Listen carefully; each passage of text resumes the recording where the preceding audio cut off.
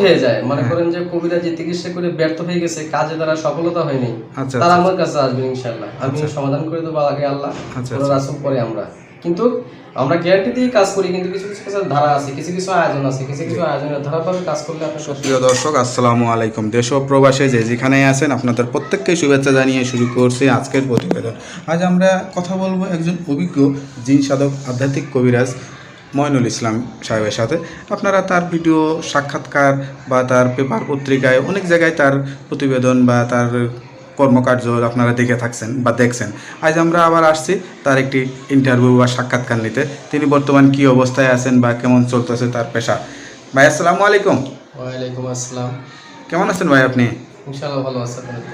তা কেমন চলতেছে আপনার সাথে? তো সাক্ষাৎকার আসলে অনেক দিন হয় না, অনেক দিন পরে আবার আসলাম। তো আসলে নিচে আপনিও আগে পরে নিয়েছেন সাক্ষাৎকার, কি আমি আগেও পরেও আমার ভিডিও দেখছেন, ইউটিউব দেখছেন, যারা ওই দেশের বাইরে এবং দেশে আছেন, যে বিভিন্ন রোগে ট্রিটমেন্ট করি, বিভিন্ন কিছু জিনিস শিক্ষা, জীবনে আমার অনেক কিছু পাওয়া আছে, আমি কিছু জিনিস শিক্ষা করি, মানুষের উপকার করি। মানুষ আপনার থেকে উপকার পেয়েছে, সেটা আমরা আগেও দেখেছি বা আগেও করছি, কিন্তু এখন ইদানিং এত হয়ে গেছে মানুষ আসলে কি বলবো, মানে কবিরাজ যেটা মানে চিকিৎসা সেবা বা মানুষের যে সেবামূলক, এটা আসলে মানুষের মন থেকে উঠে যাচ্ছে বা বিশ্বাস করতে যাচ্ছে না, গ্রহণযোগ্যতা কমে গেছে। আপনার কাছে কি মনে হচ্ছে এখন? মনে করেন বিশ্বাসযোগ্যতা কমে গেল, দেশে কবিরাজের অভাব নেই, কবিরাজ দেশে আছে, কেউ ভালো কেউ খারাপ, এবং যে সবার দ্বারা সব কাজ সমাধানের কোনো কথা না, কারো দ্বারা হইতেও পারে, কারো দ্বারা নাও হইতে পারে, তবে মানুষ বুঝে চিকিৎসা করতে হবে।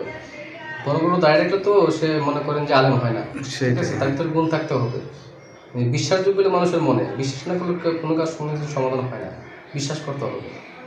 তবে মনে করেন বিশ্বাস যদি থাকে মানুষের, তাহলে আমি ট্রিটমেন্ট করি, এর দ্বারা অনেক কিছু মানুষের। আপনার কাছে এখন কি ধরনের রোগী বেশি আসতেছে? রোগী বেশিরভাগ আসে ওই যে স্বামী স্ত্রী অমিল, আচ্ছা আচ্ছা, তারপরে ভাই ভাই মিল নাই, তারপরে মনে করেন যে সততা মিলে ফেলায়, জায়গা জমি নিয়ে মামলা, তারপরে মনে করেন টাকা নিয়ে আটকিয়ে রাখছে, এরকম কিছু রোগী আমার কাছে আসে।